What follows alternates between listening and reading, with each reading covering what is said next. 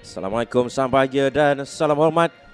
Selamat datang ke pentas Liga Super Wanita FAS 2025.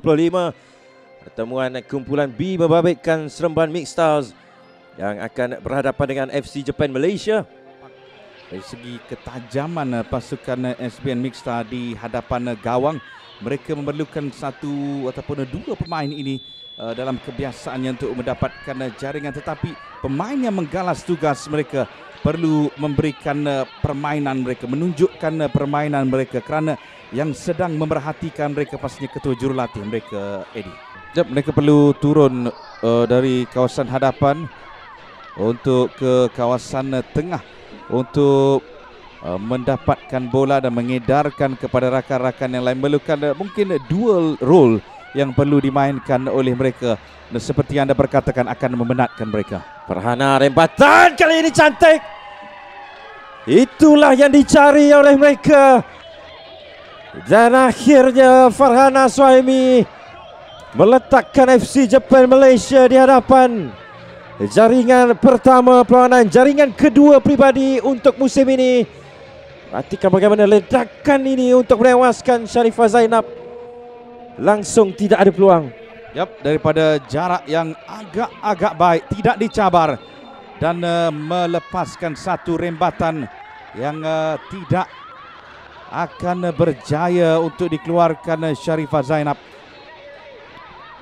Sebab itulah kita menyaksikan mereka seakan-akan tidak terlalu terburu-buru untuk mendapatkan tambahan jaringan ketika ini, Firdaus. Lebih kepada sekadar menamatkan kemenangan, perlawanan dengan kemenangan. Itu perkembangan yang kita terima.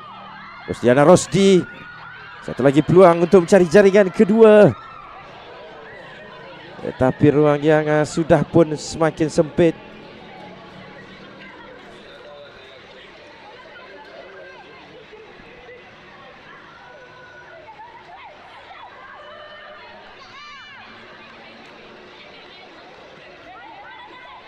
Kita mahu melihat lebih banyak asakan yang dilakukan oleh tiga pemain ini untuk mendapatkan jaringan pertama kepada pasukan Mixed Star. Syahira Sokawa, lorongan baik untuk mendapatkan Farhana. Syahira seperti biasa akan menutup ruang untuk pasukan Mixed Stars. Cukup bijak pemain ini, dia bijak membaca segala gerakan yang cuba dilakukan, tapi antaranya itu tidak berjaya mendapatkan rakan. Syahira Sokawa di sebelah kiri untuk FC Japan Malaysia. Percubaan kedua daripada Shiori, namun bukanlah percubaan terbaik beliau. Syahira Sokawa, perhatikan dia melakukan gelecekan dan kemudian melihat kedudukan penjagol kali kedua. Beliau melepaskan rembatan, namun memasuki 20 minit terakhir aksi di babak yang kedua. Kedudukan 1-0. Hasil jaringan Farhana Suhaimi di babak yang pertama masih kekal ketika ini. Syahira Sokawa bijak untuk melepaskan diri, melihat ruang untuk melakukan hantaran kesilapan yang terus dihukum. Dan sekali lagi Farhana Suhaimi meletakkan pasukannya berada di kedudukan yang lebih selesa. Kredit untuk Syahira Sokawa, dia melihat ruang untuk melakukan hantaran dan berpunca dari kesilapan Sharifah Zainab di pintu gol. Menyaksikan bagaimana jaringan terhasil menerusi Farhana Suhaimi. Ya, pujian kepada Syahira Sokawa, perhatikan dia terus melakukan gelecekan dan melakukan hantaran separa rendah terkena tiang, dan kemudiannya susulan yang dilakukan oleh Farhana Suhaimi. 2 untuk pasukan FC Japan, 2 untuk Farhana. Semakin selesa untuk FC Japan Malaysia, semakin tertekan. Anis Azrin, Farhana, 2 pemain berada di kedudukan onside. Farhana, jaringan ketiga. Hat-trick untuk Farhana Suhaimi. FC Japan Malaysia semakin di depan menuju ke 10 minit yang terakhir, dan mereka menambah luka untuk pasukan Mixed Stars. Agak mudah jaringan ini terhasil, Firdaus. Dengan situasi 1 lawan 1, walaupun ada sokongan dari rakan Anis Azrin, tetapi beliau memilih untuk melakukan percubaan keyakinan yang ada pada pemain ini. Berhadapan dengan penjaga gol, mudah menewaskan Sharifah Zainab untuk hat-trick yang dimiliki oleh pemain ini. Afira Afizal untuk Shiori di sebelah kanan. Shiori lepas daripada 3 pemain. Tindakan solo daripada Shiori mudah. Tambahan jaringan daripada Shiori Hosokawa. Dalam kedudukan seakan-akan tidak ada apa-apa, namun dia menjelmakan sesuatu yang istimewa, Firdaus.